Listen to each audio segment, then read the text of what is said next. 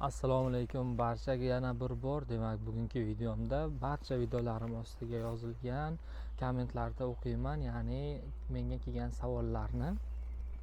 Demak, bizga savollar berilibdi. Xo'p, koreyscha ismda yozilgan foydalanuvchimiz tomonidan shunaqa savol kelgan. Assalomu alaykum. Polshadan boshqa Yevropa davlatiga o'qishni ko'chirsa bo'ladimi? Ya'ni Polshaga kelganingizdan keyin demoqchimisiz yo O'zbekiston universitetidan Polsha universitetiga demoqchimisiz? Agar siz Polshaga kelib keyin universitetga ko'chirishni nazarda tutgan bo'lsangiz, bu muammo emas.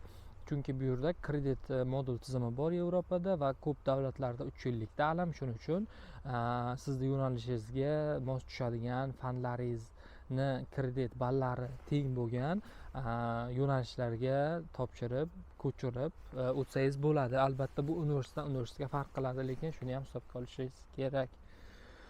Xo'p, keyingi komment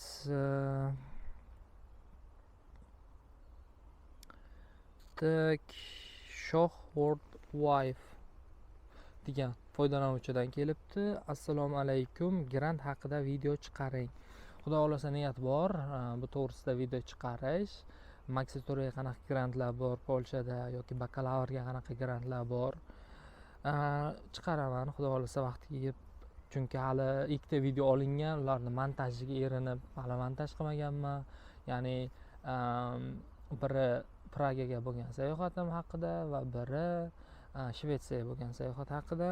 Ularda ham albatta video tayyorlab chiqargandan keyin mana shu grantlar to'g'risidagi videolarni ham chiqarishga harakat qilaman.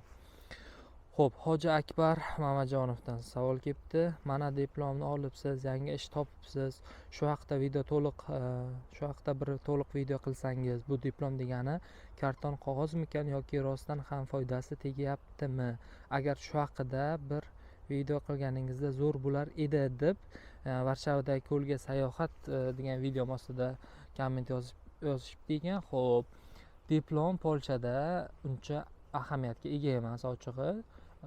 Ishga qabul qilguncha ham unaqa diplomim borligi katta rol o'ynamagan. Asosiysi tajribam borligi, boshqa ishda ishlaganim va u yerda olgan tajribalarim menga foyda keltirgan. Diplom qachon o'tadi? Qachonki misol uchun O'zbekistonga borib biron bir ish topmoqchi bo'lganimda, davlat ishida ishlamoqchi bo'lganimda shu hollarda o'tishi mumkin. Lekin Polshada, xususan kompaniyalarda u diplomingiz unaqa rol o'ynamaydi.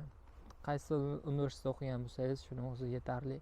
Bu degani agar diplomi yo'q siz kandidat bilan diplomi bor kandidat, misol uchun tajribasi ham boshqa narsalar ham bir xil kelsa, ana shunda rol o'ynashi mumkin. Ya'ni diplomi bor kandidatni olishi mumkin, lekin qolgan hollarda juda katta rol o'ynashi qiyin. Lekin umumiy holda aytaman, o'qish kerak, yaxshi universitetda iloji boricha, chunki bitta Polsha emas, boshqa davlatga ishlashingiz mumkin, O'zbekistonga qaytib ishlashingiz mumkin. Qisqasi bu ikki varaq karton qog'ozligicha qolmaydi, xavotir olmang. Xo'p, Shohruz Jo'rayevdan savol kelibdi. Yaxshimisiz, zo'rmisiz aka? Qanchaga tushdi yo'l pullari va xarajatlari bilan? Общий debdilar. Chuqur filmi olingan joyga sayohat deganimda. Xo'p, men Erasmusga borgan edim. Shuning uchun yo'l pullari yo boshqa narsalar отдельно yoqqa borishga hisoblamaganman. Lekin aytishim mumkin, misol uchun chiptalarni tekshirasiz. O'zbekistonda bo'lsangiz, Turkiyaga qancha chipta bo'lsa, shuncha borib kelish chiptasini olasiz. $400 bilmadim. Undan so'ng u yerda qancha kun qolsangiz, shuni hisoblaysiz. Qisqasi bilmadim, balkim $500 atrofida ketib qolar. Shu chuqur film olingan joyga borib sayohat qilishga. Lekin u yerda ichida, misol uchun tekin hamma narsasi, oddiy bir mahalladagi gap, kirib aynalib yurib chiqib ketaverasiz, unga hech qanaqa pul to'lamaysiz. Xo'p, qanday qilib kirsak bo'ladi shu universitetlarga, imtihonlari qanday bo'ladi deb komment qoldiribdi. Polshaning top 18 ta universitetlari degan videom tagiga. Xo'p, bu universitetlarni linkini, ya'ni official website deydi, ya'ni saytini ancha video ostida qoldirganman. U video chiqarganim ancha yil bo'ldi, lekin hali ham aktual bo'lsa kerak u linklar, kirib ko'rib ana shu veb-saytini ichidan topsangiz bo'ladi. Ana shu admissionlari qanaqa shartlari bor, qachon qabul bo'ladi, kontraktlari hozir qanaqa, chunki u video ancha oldin olingan edi. Xo'p, demak veb saytni o'zidan Googledan qidirib o'ziz ko'rsangiz bo'ladi buni. Xo'p, assalomu alaykum. Meni Slovakiyaga taklifnomam bor. Men elchixonaga qanday hujjatlar kerak bo'ladi? Oldindan rahmat deyishibdi. Bratislava Slovakiya sayohat degan videom ostida Mashhurbek Musajonov.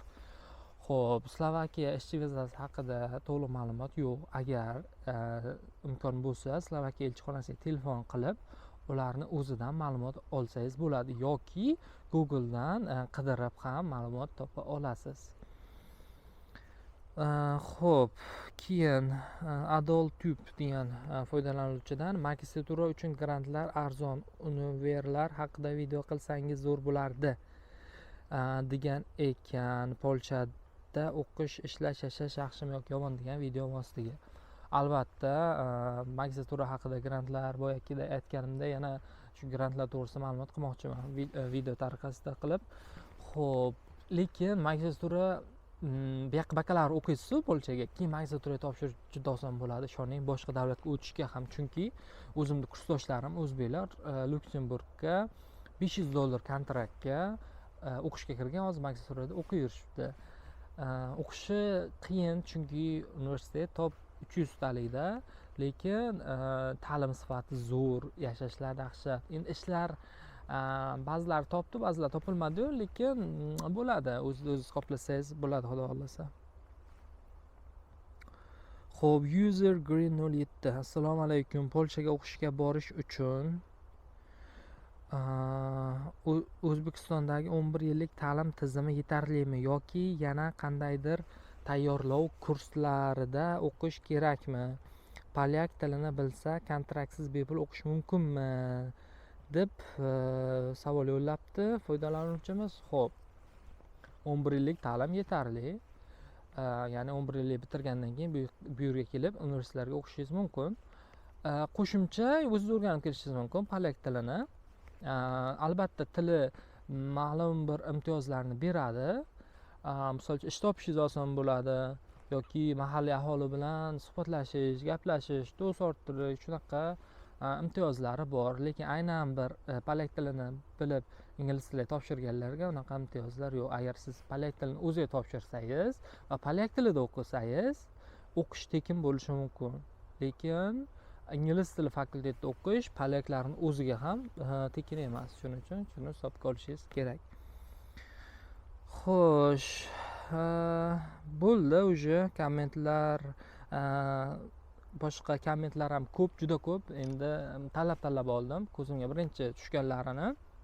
Xudo xohlasa keyingi videolarimda ham, ya'ni qanchadir videodan keyin yana shunaqa video qilmoqchiman, kommentlarga javob bermoqchiman. Endi hammani kommentiga, har bir video ostidagi kommentlarga birma-bir javob berish qiyin, shuning uchun o'xshash savollarga bittani o'zida video qilib javob berishni afzal ko'rdim.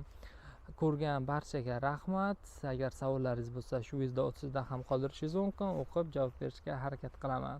Yoki keyingi videoni kutsangiz, albatta u yerda javob bergan bo'laman. Xuddi mana shu video tariqasida chiqaraman uni ham. Xo'p, gapni ko'paytirmaymiz. Sog' bo'linglar, salomat bo'linglar.